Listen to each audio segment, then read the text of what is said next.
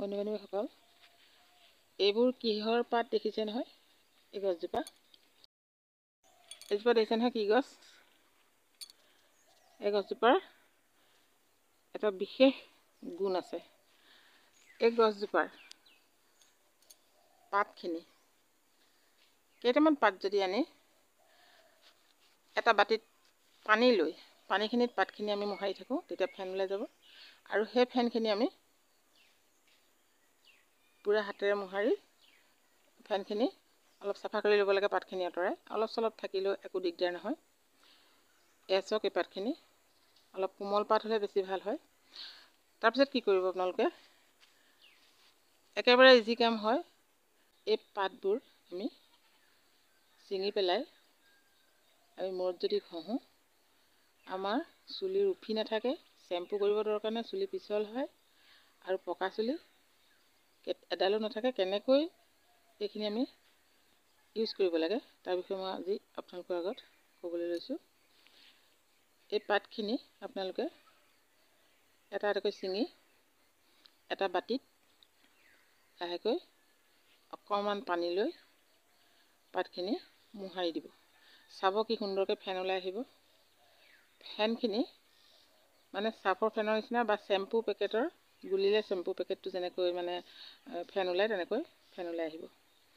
আৰু সেই ফেনখিনি আপোনালোকে পূৰা মোহাৰিব দেই। মোহাৰি মোহাৰি মোহাৰি মোহাৰি এইখিনি পাতখিনি চব এইবোৰ এখিলাকৈ ছিঙিব।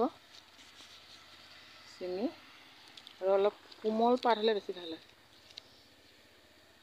এইখিনি ছিঙি লৈ আপোনালোকে ঠিক আগতে কোৱাৰ দৰে মই পাতখিনি হেৰি কৰিব, বাতিটোত পানী অলপ লৈ খুব মোহাৰিব।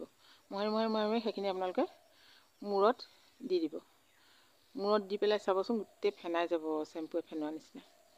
আৰু এইখিনিয়ে যদি আপোনালোকে মূৰ ধুৱে, কোনো শ্বেম্পুৰ দৰকাৰ নাই। আৰু সৰু ল'ৰা ছোৱালীকতো একদম কেঁচুৱা অৱস্থাৰ পৰা আপোনালোকে এইখিনিয়ে ধুৱাব। সিহঁতৰ চুলি চাব ইমান সুন্দৰ হৈ থাকিব। পিছল মানে সাংঘাতিক পিছল হৈ থাকিব, একদম ফ্ৰী ফ্ৰীয়া চুলি। আৰু এটা ইয়াৰে গুণ আছে, কেতিয়াও মূৰত উফি নহয়, উফি কেতিয়াও নাথাকে। আৰু এটা ইয়াৰে গুণ আছে, গোটেইখিনি আপোনালোকক মই কৈ আছোঁ। এই যে আমাৰ চুলিখিনি ৰঙা পৰি পৰি ফাটি যায়, সেই কামটো কেতিয়াও নহয়। সকলোখিনি গুণাগুণ আপোনালোকে পাব এই জবা ফুলৰ পাতত। আৰু বিশেষ কষ্ট নাই, এইখিনি কোনো কষ্টৰ কাম নহয়। দুটা পাত ছিঙি আনি আপোনালোকে বাতিটোত লাহেকৈ পানী অকণ লৈ মোহাৰি দিলেই হ'ল, ফেন ওলাই যায়। তাৰপিছত পানী দি মূৰটো আপোনালোকে ধুই দিব।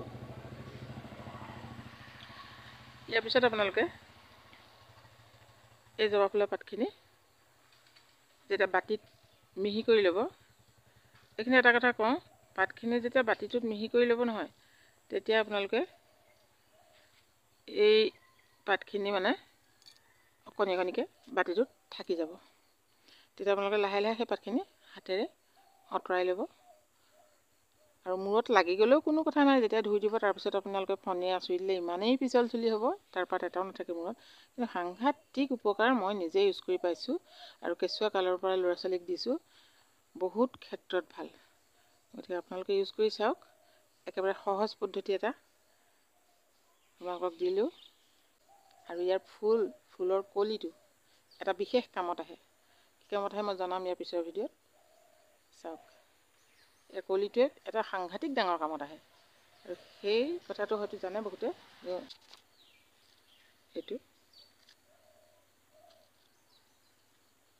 এইটো ইয়াৰ কলি। এই কলিটো এটা সাংঘাতিক ডাঙৰ কামত আহে। মই ইয়াত নেক্সট ভিডিঅ'ত কৈ আছোঁ। এইখিনি কলিখিনি সাংঘাতিক ভাল গছ এজোপা। গতিকে আপোনালোকে ইউজ কৰি চাওক। নেক্সট ভিডিঅ'ত লগ পাম।